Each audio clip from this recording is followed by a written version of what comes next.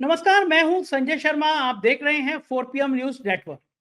मोदी सरकार एक नया नाटक करने जा रही है। कह रही है ऑपरेशन सिंदूर के बारे में हमारे सांसद जा जाके दूसरे देशों में बताएंगे।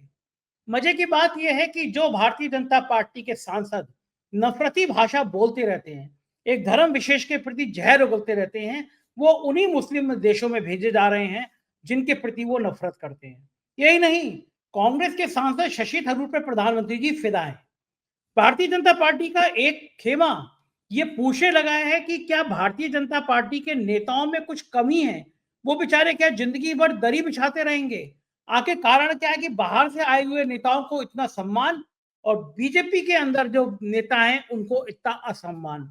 इन मुद्दों पर हमने राजीव रंजन जी से बात करी है, पूछा है कि आखिर ऐसा क्या है जिसको लेकर मोदी जी घबरा रहे हैं।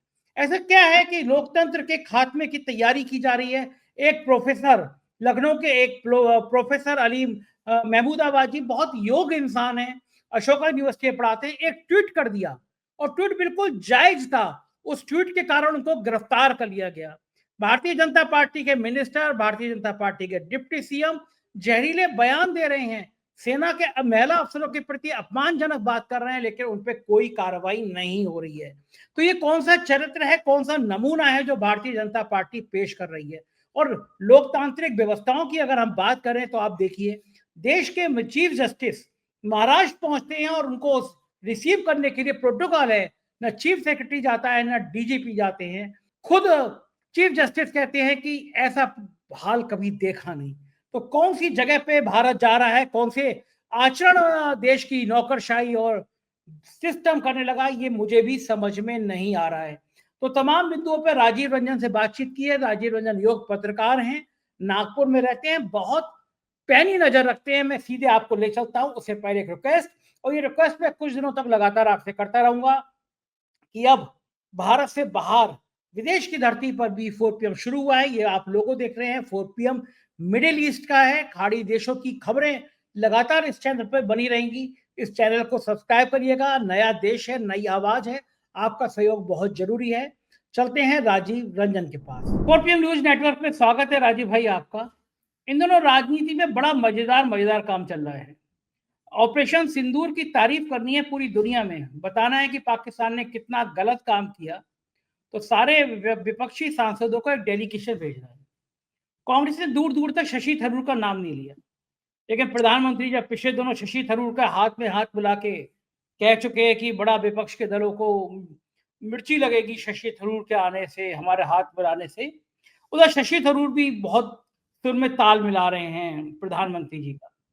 लेकिन मजेदार बात यह है कि पूरे देश में जो मुसलमानों को खुलेआम गाली दे चुके हैं, जो मुसलमानों को अपमानित करने का कोई मौका नहीं छोड़ रहे हैं, ऐसे डिग्री दुबे जी को भी सऊदी में भेजा जा रहा है। मतलब मुसलमानों के इलाकों में जाके ऐसे सांसद, निशिकांत दुबे जैसे सांसद, क्या मुंह दिखाएंगे अपना? मुसलमानों से कहेंगे हमने ऑपरेशन सिंदूर कर दिया, और मुसलमान पूछेंगे ये तो अपने देश में जो रेहड़ियों वेहड़ियों वालों के संग, मजदूरों के संग मॉब लिंचिंग कर रहे, वो सब क्या है? तो मेरे को समझ में नहीं आता, पाकिस्तान भी भेज रहा है डेलीगेशन। क्या पूरी दुनिया देख नहीं रही है कि ऑपरेशन सिंदूर क्या है? हमारे सांसद देश देश में जा जाके बताएंगे, इसका मतलब विदेश मंत्रालय फेल है। विदेश मंत्रालय अपना काम ढंग से कर नहीं पाया कि जो आपको सांसदों को भेज भेज के अपनी सफाई देनी पड़ रही है। मुझे लगता है कि इस पूरे मामले में जितना फेलियर विदेश मंत्रालय हुआ, उतना फेलियर कोई रहा नहीं। और कारण यह है कि मोदी जी को राजनेताओं से ज्यादा भरोसा नौकरशाहों पे है, और नौकरशाह चाहे वो रेल मंत्री हो, चाहे विदेश मंत्री हो, हर मोर्चे पे विफल होते हुए नजर आ रहे हैं। इस पूरी रणनीति पर आपका क्या मानना है राजीव भाई? बहुत बढ़िया सवाल है संजय जी। देखिए, ये पूरा का पूरा एक गिमिक्री है, पीआर एक्सरसाइज है। और जैसा आपने अपने इसमें कहा कि ये भारत की फॉरेन मिनिस्ट्री का क्या बहुत बड़ा फेलियर नहीं है कि हमें अपने सांसदों को भेजना पड़ रहा है। एक इतनी अच्छी खासी फ्लेजिंग ब्यूरोक्रेसी है, फॉरेन अफेयर्स मिनिस्ट्री है। एक तरफ तो आपने कहा कि ये ब्यूरोक्रेट्स पे ज्यादा विश्वास करते हैं, वहीं दूसरी तरफ हम देख रहे हैं कि यहाँ पर फॉरेन अफेयर्स के जो ब्यूरोक्रेट्स है उन पे ना विश्वास करते हुए सांसदों को भेजा जा। तो ये आप क्या करना चाह रहे हो? आपके एक्शन जो भारत के अंदर में हमें दिखते हैं कि चाहे वो रेल मंत्रालय हो, चाहे वो आपका विदेश, इन सब पे आपने ब्यूरोक्रेट्स को बैठा के रखा हुआ, ठीक है। और जहां ब्यूरोक्रेट्स ने काम करना चाहिए, जो फॉरेन हमारा इंडियन फॉरेन सर्विसेज के जो ब्यूरोक्रेट्स है, वहां पे उनके काम पे उतना भरोसा ना करते हुए आप एमपीज को भेज रहे हो। ये अपने आप में एक बहुत ही ज्यादा मतलब आश्चर्यजनक डेवलपमेंट है। But now coming back to your question जो आपने शशि थरूर पे पूछा, देखिए संजय जी, इस चीज को समझने के लिए हमें थोड़ा सा ये समझना चाहिए कि कांग्रेस का अपने आप में फेस में कैसे परिवर्तन आया। कांग्रेस जो पार्टी है ये सबसे हाशिए पे बैठे, सबसे आखिरी पंक्ति में बैठे हुए लोगों की पार्टी थी, जिन्होंने फ्रीडम स्ट्रगल में, फ्रीडम मूवमेंट में पार्टिसिपेट किया और उन्होंने भारत को आजादी दिलाने में एक महत्वपूर्ण भूमिका निभाई। ये पार्टी हमेशा से हाशिए पे जो बैठे हुए लोग हैं उनकी पार्टी रही, परंतु 1980 के आसपास में आके पार्टी का चरित्र कुछ परिवर्तित होना चालू हुआ और इस पार्टी पे धीरे धीरे टेक्नोक्रेट, एलिटिस्ट टाइप के जो लोग हैं, हमने देखा कि उन लोगों ने पार्टीज को ज्वाइन करना शुरू किया। जैसे बहुत बड़े बड़े ब्यूरोक्रेट नटवर सिंह हो गए या आपके अजीत जोगी हो गए। हमने फिर उसके बाद में देखा कि बहुत बड़े लॉयर्स शामिल हुए, और जब ये पार्टी में लॉयर्स आ रहे थे, आपके ब्यूरोक्रेट्स आ रहे थे, बड़े बड़े फॉरेन डिप्लोमेट्स आ रहे थे, उसी कल्चर को बढ़ाते हुए 2009 में शशि थरूर जी की एंट्री हुई कांग्रेस के अंदर। और कांग्रेस ने उस टाइम में इनको यही बोल के बुलाया था, यही बोल के 2009 में त्रिवेंद्रम से इलेक्शन लड़ाया था कि ये फॉरेन डिप्लोमेसी के एक बहुत बड़े महारथी। तो जब ये फॉरेन डिप्लोमेसी के महारथी हैं, वो अंडर सेक्रेटरी जनरल रहे हैं यूनाइटेड नेशन में, और यदि उनके सितारे बुलंद रहते तो हो सकता है वो सेक्रेटरी जनरल भी बन जाते। 2006 में उन्होंने लड़ा था इलेक्शन, हार गए वो। उसके बाद में वो हमारे विदेश मंत्रालय, इंडियन गवर्नमेंट में भी वो मिनिस्टर हैं, minister of state for external affairs. तो जो आदमी फॉरेन अफेयर्स का महारथी आदमी है, जिसको आपने पार्टी के अंदर में पदार्पण किया है, उनको ये बुला के जो है बैठाया है कि आप फॉरेन अफेयर्स के बहुत महारथी हो, आप ये जो है इस तरीके के अफेयर्स को संभालो। उस व्यक्ति को जब राष्ट्र के ऊपर में बात आती है फॉरेन अफेयर्स रिलेटेड, तो आप उसके नाम को क्यों नहीं इंडोर्स करते हो? ये बहुत बड़ा सवाल कांग्रेस पे भी खड़ा करता है। सबसे बड़ी बात तो ये है कि जो पार्टी हाशिए पे बैठे, अंतिम पंक्ति में बैठे हुए व्यक्ति की पार्टी थी, लोगों की पार्टी थी, वो पार्टी टेक्नोक्रेट और एलिटिस्ट में परिवर्तित। और यही कारण है कि 2009 में जिस पार्टी को 206 सीट मिली, लोगों ने चिढ़ के कि भाई ये तो हमारी बात करने वाली पार्टी थी, इस पार्टी में तो अब सिर्फ टेक्नोक्रेट और बड़े बड़े लॉयर्स ने इस पार्टी को पूरा का पूरा कैप्चर कर लिया है। लोगों ने उस 206 सीट से उनको 44 पे भेज दिया। कांग्रेस ने इससे एक सबक लिया, और अभी आप देखिए जो कांग्रेस की जो पीआर स्ट्रेटेजी है वो क्या है। वो राहुल गांधी को लोगों का लीडर, एक पॉपुलिस्ट लीडर के रूप में उनकी छवि बना के जो है वो प्रस्तुत करना चाह रहे हैं। वो कभी मोची से बात कर रहे हैं, कभी नाई से बात कर रहे हैं, कभी हलवाई से बात कर रहे हैं। वो अलग अलग जाके लोगों से मिलके बात कर, ये बता रहे हैं कि भाई कांग्रेस अभी भी जो है वो अंतिम पंक्ति में बैठे हुए, अंतिम पायदान पे बैठे हुए लोगों की ही पार्टी है। क्योंकि लोगों के मन में ये बात आ गई थी कि अब ये हमारी पार्टी नहीं है, ये एलीट पार्टी के रूप में कन्वर्ट। अब ये तो रही बात कांग्रेस की। दूसरी बात जो मैंने बताया कि कांग्रेस को खुद से शशि थरूर का नाम बढ़ाना चाहिए था, इन्होंने नाम नहीं बढ़ाया। ये इंटरनल इनकी जो पॉलिटिक्स है वो कहीं आड़े आ रही है, और मुझे लगता है कि कांग्रेस इतनी सारी हारों के बाद भी सबक सीखने को तैयार नहीं हुई। भाई जिस आदमी के टैलेंट की आप ही गुणगान कर रहे हो कि वो फॉरेन अफेयर्स में महारत उसे हासिल है, उसको आप जब देश के से रिलेटेड बात है तब आप उसको उसकी सर्विसेज क्यों नहीं प्रोवाइड कर। अब आते हैं भारतीय जनता पार्टी के ऊपर में, गवर्नमेंट के ऊपर, जो मैंने बोला कि ये मुझे पीआर स्ट्रेटेजी लग रही है। देखिए भारतीय जनता पार्टी 2014 में ये बोल के इलेक्शन जीती कि हमारे जो मुखिया है वो एक चाय वाले, वो पॉपुलिस्ट लीडर है, वो लोगों के लीडर है, और आके उन्होंने वो सारे काम किए जो लोगों के खिलाफ जाते हैं। सबसे पहले उन्होंने 2016 में डिमोनेटाइजेशन किया, जिसका सबसे ज्यादा प्रभाव जो है वो अंतिम पंक्ति पे, अंतिम पायदान पे बैठे हुए व्यक्ति पे ही पड़ा। उसके बाद उन्होंने जीएसटी जैसा टैक्स लगा दिया, इनडायरेक्ट टैक्स, जो आपके मेरे जैसे जो कंज्यूमर हैं, जो लोग ज्यादा सेवन करते हैं, मिडिल क्लास, उनके ऊपर में, और लोअर मिडिल क्लास, इनके ऊपर में फिर से कुटरगात किया। और इन्होंने चुन चुन के मोदी जी ने ब्यूरोक्रेट्स को, जिनकी अकाउंटेबिलिटी आपके मेरे प्रति, जनता के प्रति ना होके सिर्फ और सिर्फ मोदी जी के प्रति है, उनको इन्होंने इंपॉर्टेंट जो है पोजीशन दे दी। तो भारतीय जनता पार्टी का जो चाल चरित्र और चेहरा जो है, वो उभर के आया कि ये जनता की पार्टी नहीं है जो 2014 में इन्होंने बताया था। ये तो अपने मूल चरित्र में चली गई है कि राजाओं महाराजाओं से पैसे लेके ये पार्टी बनी थी भारतीय जनता पार्टी, जब प्रीवी पर्स खत्म किया था इंदिरा गांधी ने। और उस टाइम में जब राजा महाराजाओं को लगा कि भाई कांग्रेस का कोई एक अल्टरनेटिव होना चाहिए, तो उन्होंने जनसंघ को खड़ा किया। ये उनके डोनेशन से बनी हुई पार्टी जो है वो है भारतीय जनता पार्टी। और क्या अब अपना चेहरा दिखा रही है कि ये सिर्फ एलीट लोगों को, अनअकाउंटेबल लोगों को, ब्यूरोक्रेट लोगों को, इन लोग को चुन चुन के इंपॉर्टेंट पोजीशन पे बैठा दिया। तो मोदी जी ने उसी अपने जो उनका जो चलन है, काम करने का तरीका है, उसी में एक कदम बढ़ाते हुए उन्होंने शशि थरूर, जिनको एक एलीट माना जाता है पार्टी के अंदर, कांग्रेस पार्टी के अंदर भी, उनको उन्होंने चुना, क्योंकि मोदी जी को एलीट लोग बहुत पसंद है। मोदी जी अंबानी और अदानी के घर के प्रोग्राम में जाएंगे, पर अपने घर के प्रोग्राम में नहीं जाएंगे। मोदी जी जो है वो चुन चुन के एलीट लोगों को, चाहे बड़े बड़े ब्यूरोक्रेट हरदीप सिंह सूरी हो, चाहे वो शशि थरूर हो, चाहे अश्वनी वैष्णव हो, चुन चुन के ऐसे नगीने हीरे ब्यूरोक्रेट लेके आएंगे जिनकी अकाउंटेबिलिटी जो है वो सिर्फ मोदी जी के प्रति है, पर लोगों के प्रति नहीं है। ये एक ऐसे मतलब व्यक्ति हैं जिन्होंने बता दिया है कि मतलब ऑल पॉलिटिकल साइंस, क्या तो भी डिग्री का उनका नाम है, वो डिग्री लेने वाले व्यक्ति ने हिस्ट्री ऑनर्स किए हुए व्यक्ति को रिजर्व बैंक ऑफ इंडिया का गवर्नर बना दिया। और पूरे देश के लोग चुपचाप शांति से बैठे रहे।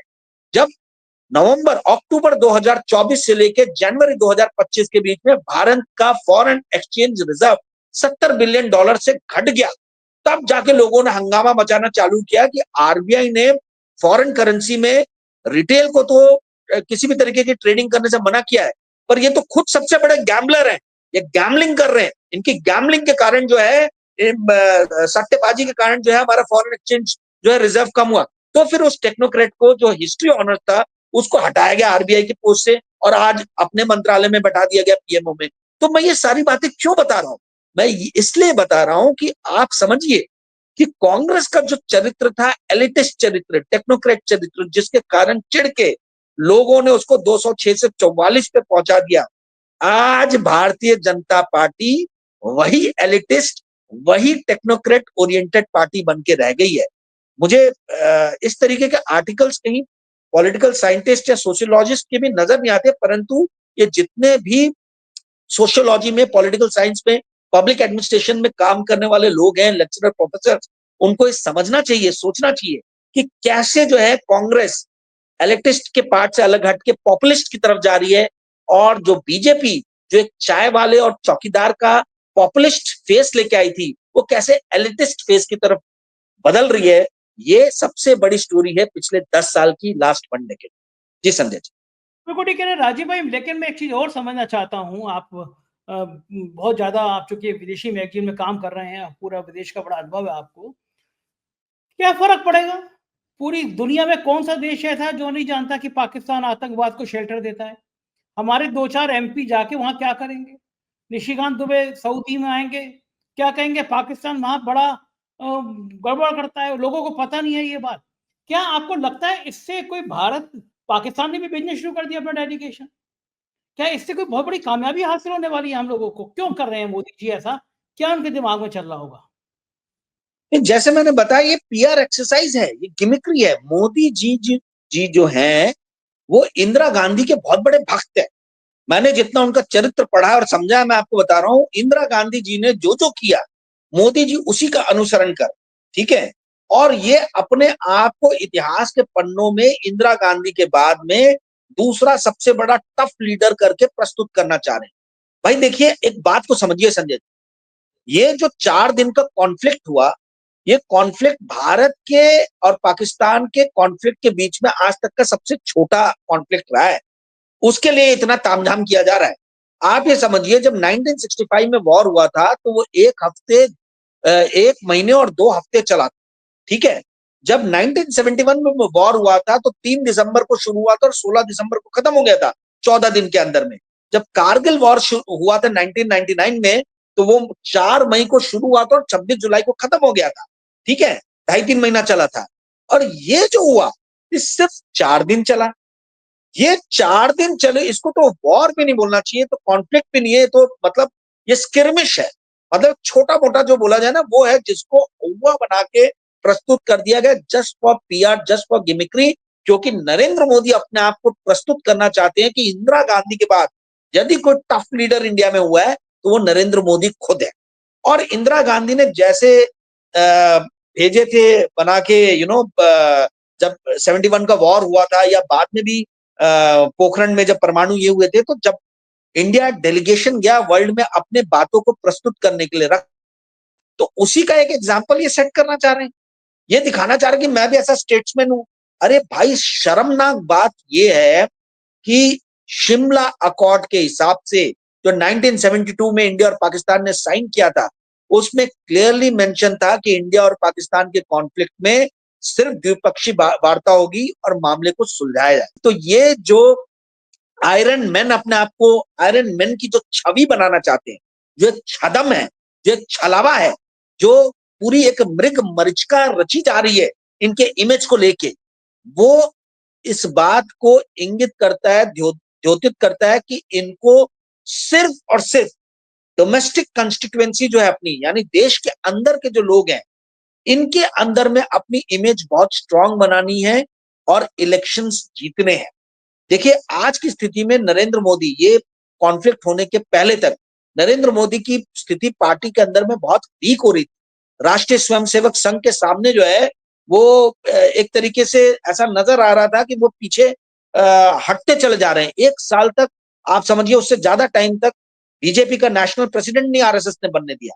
तो ये जो इंटरनली जो इनकी छवि जो वीक हो गई थी, अब ये ऐसा प्रस्तुत करना चाह रहे हैं कि ये आयरन मैन की तरह उभर के सामने है। और ये जितने अलग अलग तरीके से आप समझिए, मतलब उसमें उपाय हो सकते हैं, वो सारी उपाय करने का प्रयास किया जा रहा है।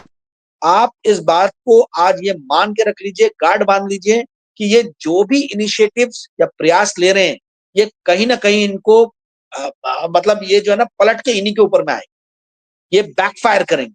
और उसका रीजन ये है, आप देखिए कि ये इन्होंने जो बिहार में जाके ओवर कमिटमेंट कर दिया था कि मैं ऐसे इनको सबक सिखाऊंगा कि जो इन्होंने सपनों में भी आतंकवादियों ने नहीं सोचा हो।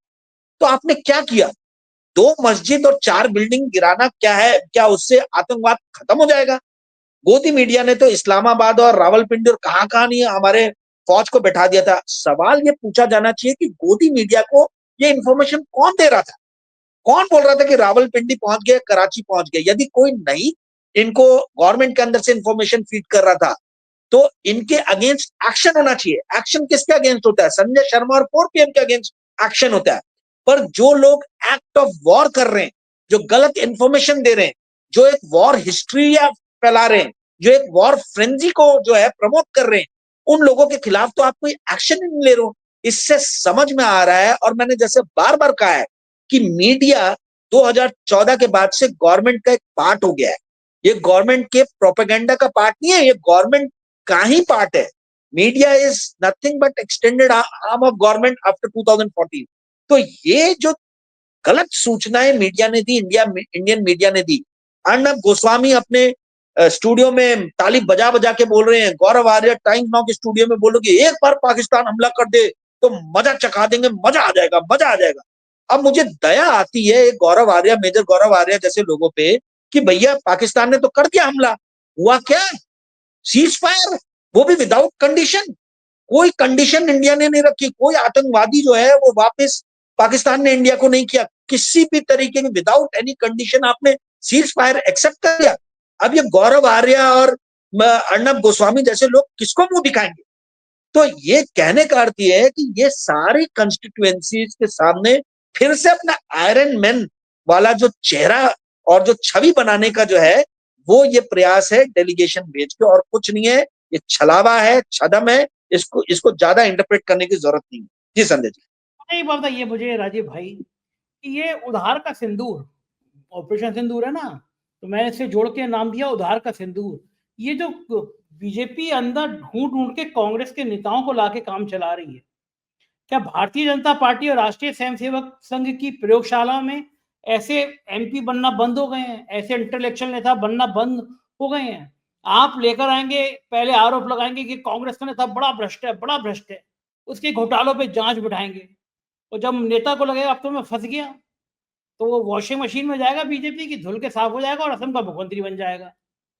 मैं एक नाम ले रहा हूँ, लंबी लिस्ट है। शशि थरूर को जितना महिमा मंडन किया जा रहा है, एक टाइम में शशि थरूर के लिए कितने कितने निजी जिंदगी को लेके कितनी कितनी खराब बातें की हैं बीजेपी नेताओं ने। मैं उनको यह कहना भी नहीं चाहता, क्योंकि किसी की निजी लाइफ है, उस तरह महिलाओं को लेकर या तमाम चीजों को लेकर मुझे कहने में अच्छा भी नहीं लग रहा है। लेकिन शशि थरूर को अब आप इतना महिमा मंडल आ रहे हैं, प्रधानमंत्री उनका हाथ पकड़ के कह रहे हैं। भारतीय जनता पार्टी कांग्रेस पार्ट 2 बन गई। हालांकि मुझे पता है कि संघ में और बीजेपी में इस बात को लेकर बड़ी छटपटाहट है, बहुत दर्द है कि ये कांग्रेस के जितने ये नेता थे सब बीजेपी में आ गए, जितने दागी नेता थे सब बीजेपी में आ गए। तो अब जो डेलीगेशन की भी बात हो रही है, तो भी वो भी इसमें आपको कांग्रेस की नेता चाहिए। बीजेपी की संघ की प्रयोगशाला खत्म क्यों हो गई? यहाँ पे अपनी पार्टी के अंदर से नेता क्यों नहीं उठ के आ रहे हैं? कारण क्या है? कारण ये है कि जो हेल्म ऑफ अफेयर बीजेपी में जो दो लोग मेनली काम कर रहे हैं, जिनके इर्द गिर्द पूरी पार्टी रिवॉल्व हो रही है, ये दोनों के दोनों ही सुपर एलिटिस्ट काइंड के लोग हैं। ये लोग जो है नरेंद्र मोदी और अमित शाह, इनको पैसे वाले लोग पसंद हैं। जिनके पास में पैसा है ये उनके आस पास ही आपको नजर आएंगे। ये कभी आपको ऐसा नहीं नजर आएगा कि भाई कोई बीजेपी का एमपी या एमएलए 8 बार से चुन के आ रहा, 25 साल से 30 साल से जो है उसके घर के फंक्शन में या इर्द गिर्द उसको बुला के अपने पास में बातें कर रही है। ये किससे बात करेंगे? ये सिंधिया महाराज से बात करेंगे। ये बात करेंगे जिन्होंने बहुत बड़े बड़े बड़े घोटाले किए हैं बंगाल में, है मुकुल रॉय टाइप, उन लोगों को ये अपने पास में लेके आएंगे। इनको पसंद आता है अमित शाह जी को और नरेंद्र मोदी जी को पैसे वाले लोग। ये सुपर एलिट है। ये इस देश की जनता की क्या बोला जाए इग्नोरेंस है कि मीडिया का पावर है, आई डोंट नो, या इन दोनों की एक्टिंग करने की शैली है कि इन्होंने लोगों को कन्विंस कर लिया है कि हम तो आपके लोग हैं, ये जनता के लोग नहीं है, ये बड़े बड़े उद्योगपतियों के लोग हैं। और ये बड़े बड़े उद्योगपति जो है यही सारे मीडिया को आज की डेट में जो है वो खरीद के बैठे हुए हैं। आप देखिए अंबानी जी का अपना मीडिया साम्राज्य है, अदानी जी एनडीटीवी को खरीद के वो मीडिया के अंदर में आ गए हैं, गोयंका साहब जिनके पास आईपीएल की टीम है उनके पास में ओपन मैगजीन, फॉर्चून, ये अलग मीडिया साम्राज्य चल रहा है। आपके जितने भी दूसरे आप ये देखेंगे क्या बोलते हैं इंडस्ट्रियलिस्ट, सब कोई ना कोई एक मीडिया चैनल को लेके या मीडिया हाउस को लेके या मैगजीन को लेके या न्यूज़पेपर को लेके खरीद के बैठा हो। और दुख की बात यह है कि मीडिया का जो काम है कि जनता को यथार्थ वास्तविकता से रूबरू कराया जाए, ये 10 साल में उन्होंने किया। 10 साल में मीडिया ने वो काम नहीं किया। और जो सुपर एलीट लोग थे, उन सुपर एलीट लोगों को इन्होंने पॉपुलिस्ट लीडर करके जो है प्रस्तुत किया। और यही कारण है कि इन दोनों एलीट लोगों ने कांग्रेस के अंदर में जो एलीट चेहरे हैं, जिनके पास पैसे हैं, जिनका नाम है, जो टेक्नोक्रेट है, जो राजा है, महाराजा है, जितेंद्र प्रसाद टाइप के जो लोग हैं, सिंधिया महाराज टाइप के जो लोग हैं, या देवड़ा साहब के जो सुपुत्र हो गए, ये सारे इस टाइप के लोगों को उन्होंने चुन चुन के अपनी पार्टी में लाया, क्योंकि ये पैसे भी लेके आएंगे और कांग्रेस ने इनको जो है मतलब सिंचाई करके जो है उर्वरक खाद पानी डाल के जो सृजित किया था इनके करियर को 15-20 साल के अंदर में, जब फल देने के बारी आई तो बीजेपी ने उसको अपनी तरफ खींच लिया। तो ये एलीट पार्टी है, इनके पास में, बीजेपी के पास में, देखिए आरएसएस को तो इन्होंने अलग कर दिया। आरएसएस को पैसे इतने भर के मुंह में पैसे भर दिए, बड़े बड़े 5 स्टार। आप मुझे बताइए, एक तरफ तो जीएसटी आप लगा रहे हो और इंडिया की इकोनॉमी की और इंडिया के मिडिल क्लास की ऐसी तैसी कर रहे हो, वहीं दूसरी ओर हर डिस्ट्रिक्ट में आप 5 स्टार बीजेपी के ऑफिसर्स बना रहे हो, आप 5 स्टार आरएसएस के ऑफिसर्स बना रहे हो। ये क्या शो करता है? ये शो करता है कि इंडियन पॉलिटिक्स जो है वो एलीट, वो वेल्थ की तरफ बढ़ गई है। इसको आम आदमी से कोई लेना देना नहीं है। ये बड़े दुख के साथ मुझे कहना पड़ रहा है कि चाहे कांग्रेस आए, चाहे बीजेपी आए, ये दोनों के दोनों जो है एलिट लोगों को लेके शासन कर रहे हैं। कांग्रेस अब थोड़ा अपना चेहरा बदल रही है, जो कि अच्छी बात है। जो हमें नजर आ रहा है कि जो उनके पीआर कैंपेन हो रहे हैं, जो राहुल गांधी के इमेज के इर्द गिर्द जो चल रहा है, वो फिर से बताने की कोशिश की जा रही है कि ये आम लोगों के लीडर है। परंतु ये चीज कितने दिनों तक चलेगी? क्या ये सिर्फ सत्ता हासिल करने के लिए एक तरीका है, या आगे आने वाले दिनों में हमें पता चलेगा। परंतु यदि ये सिर्फ सत्ता हासिल करने वाला एक योजना नहीं है, तो कांग्रेस आने वाले दिनों में बहुत सशक्त होगी। और यदि ये सत्ता हासिल करने के लिए सिर्फ एक इन्होंने ट्रिक किया है, तो कांग्रेस आने वाले दिनों में बहुत दुर्गति भी इनकी हो जाएगी। और यही काम बीजेपी के साथ भी है। आरएसएस के जो लोग हैं, जो ग्राउंड लेवल पे काम करते हैं संजय जी, वो बहुत ज्यादा दुखी है। मैं आपको बता रहा हूँ, आप बोलोगे कि आरएसएस और बीजेपी दोनों एक ही है, माना दोनों एक ही है, परंतु बहुत सारे लोग आइडियोलॉजी के कारण जुड़ते हैं, ठीक है। और ये लोग जो आइडियोलॉजी के कारण जुड़ते हैं किसी भी पार्टी से या किसी भी संगठन से, आज ये सारे आइडियोलॉजी वाले लोग जो है हाशिए पे चले गए। चाहे वो बीजेपी हो, चाहे वो आरएसएस हो, आज आइडियोलॉजी के लिए कोई स्थान नहीं है, ना बीजेपी पार्टी के अंदर में, ना आरएसएस के अंदर में। आज जो है सिर्फ और सिर्फ एक चीज वहां मायने रखती है कि आप मोदी जी और अमित शाह जी के प्रति कितने अकाउंटेबल हो, आप कितने एलीट हो, आप कितना पैसा लेके आ सकते हो पार्टी के अंदर। जो तो पैसा लेके आएगा पार्टी के अंदर में, उसकी वाहवाही होगी, अन्यथा आप किसी काम के नहीं हो, भले आप कितने भी आइडियोलॉजिकली आरएसएस या बीजेपी के साथ जुड़े। जी संजय जी। विषय से अलग हटके एक आखिरी सवाल, जिस तरह से सरकार लोकतंत्र की हत्या कर रही है वो किसी से अछूता नहीं है। हम और आप दोनों भुगते हैं कि हमारा चैनल भी किस तरह रातों रात बंद कर दिया गया। वो तो सुप्रीम कोर्ट का धन्यवाद कि सुप्रीम कोर्ट में जाने के बाद सरकार ने खोला। अशोका यूनिवर्सिटी के जो प्रोफेसर हैं अली खान महमूदाबाद जी, इनके पोस्ट में ऐसा कुछ नहीं था जो आपत्तिजनक होता, लेकिन उनकी पोस्ट को ये कहा गया कि साहब 2 महिला अफसरों के बारे में टिप्पणी है, उनको गिरफ्तार कर लिया गया। भारतीय जनता पार्टी के मिनिस्टर शाह और डिप्टी सीएम दोनों ने महिलाओं के बारे में, सेना अफसरों के बारे में आपत्तिजनक टिप्पणी करी, उनके लिए कुछ नहीं कहा गया। ये लोकतंत्र की जिस तरह धज्जियां उड़ रही हैं वो कहाँ पे जाकर रुकेगा, आपको क्या लगता है? ये डेमोक्रेसी पे जो चोट हो रही है बार बार, जो अभिव्यक्ति की आजादी पे चोट हो रही है राजीव भाई, इसका अंत कहाँ है? कभी किसी का चैनल बंद कर दो, कभी कोई लिख रहा हो तो गिरफ्तार कर लो, ये सब खत्म होगा या ये यूं ही चलता रहेगा? देखिए, डेमोक्रेसी अंडर अटैक, भारत के अंदर में डेमोक्रेसी जो है उसके ऊपर में बहुत बड़ा एक हमला 2014 के बाद से निरंतर होते हुए नजर आया है। और यदि ये हमला जो है ये नहीं होता तो आज इंटरनेट पे, सोशल मीडिया पे इतना बड़ा न्यूज चैनल का जो है वो फैलाव नहीं होता। आज संजय जी 4 PM को जितने लोग देखते हैं उतने आज तक और दूसरे न्यूज, हिंदी न्यूज चैनल को भी लोग नहीं देखते हैं। तो ये फैलाव क्यों हुआ है? इसका कारण यह है कि डेमोक्रेसी अंडर अटैक है और कोई मीडिया दिखा नहीं रहा है। ये आप पूछ रहे कि इस चीज का अंत कहां होगा? इस चीज का अंत जो है वो जिस दिन लेजिस्लेचर, जुडिशरी और मीडिया ठान ले कि हमको एग्जीक्यूटिव के ऊपर में नजर रखनी है, जो चेक एंड बैलेंस का जो हमारे संविधान का सिद्धांत है, उस सिद्धांत के ऊपर में हमें चलना है, उस दिन ये इनकी मनमानी पूरी की पूरी खत्म हो जाएगी। दो ही तरीके, या तो जनता सड़कों पे आए, या फिर जुडिशरी, लेजिस्लेचर और मीडिया मिल के साथ में जो है वो इस एग्जीक्यूटिव को, इस सरकार को अकाउंटेबल होके काम करने के लिए मजबूर कर दे। ये तो हमको नजर आ रहा है इतने दिनों से कि जिस भी व्यक्ति को ये सरकार पसंद नहीं करती है, उस व्यक्ति को या तो उठा के जेल में डाल देती है, या उस व्यक्ति की नौकरी छीन लेती है, या उस व्यक्ति को आर्थिक इतने ज्यादा मतलब हाशिए पे धकेल देती है कि वो आदमी जो है परेशान होके इनके गिरफ्त में आ जाता है। तो at the end of the day या तो कहीं ना कहीं लेजिस्लेचर को, मीडिया को और जुडिशरी को इनके ऊपर में सख्ती से जो है, एग्जीक्यूटिव के ऊपर में सख्ती से जो है वो नजर रखनी होगी, या फिर आपके मेरे जैसे लोगों को सड़कों पे आना होगा। इसके अलावा डेमोक्रेसी में और कोई दूसरा तरीका नहीं है। किसानों ने, आप देखिए 2020 से जैसे किसान सड़कों पे आए, आखिर में मोदी जी को हार माननी पड़ी, उन्होंने तीनों अपने कानून वापस लिए जो उन्होंने किसान से रिलेटेड कानून किए थे, लेके आए थे।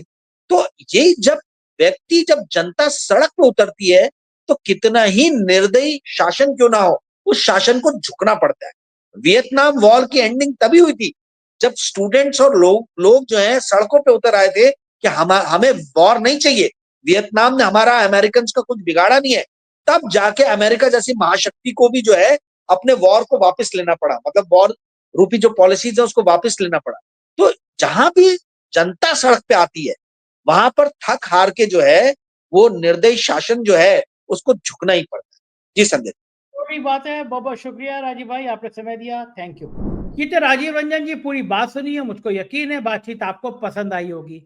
अपनी प्यार भरे कमेंट जरूर कीजिएगा। शुक्रिया, थैंक यू।